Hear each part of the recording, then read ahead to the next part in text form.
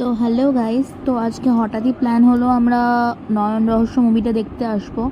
তো এখানে আমরা এসেছিলাম যেখানে ইন্দ্রনীল যিনি উনি ছিলেন হচ্ছে ফেলুদা, আয়ুষ ছিল হচ্ছে তোপসে, আর আর অভিজিৎ ছিলেন তো জটায়ু।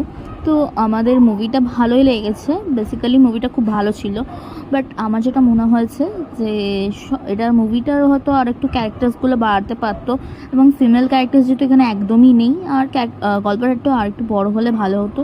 এমনি অল ওভার মুভিটা খুব ভালো ছিল, আর বেসিক ক্লিপ আমি অ্যাড করতে পারিনি কজ ওখানে সিকিউরিটির একটা ব্যাপার ছিল। তারপর আমাদের মুভিটা এখানেই দেখে শেষ করে বেরিয়ে আসি, এবং বেরিয়ে এসে এতটাই গরম লেগে গেছিলো তো ডাইরেক্ট আমরা চলে যাই নিচে এবং বাইরে খেয়ে নিই হচ্ছে ম্যাঙ্গো জুস, এবং তারপর আমরা চলে আসি বাড়ি।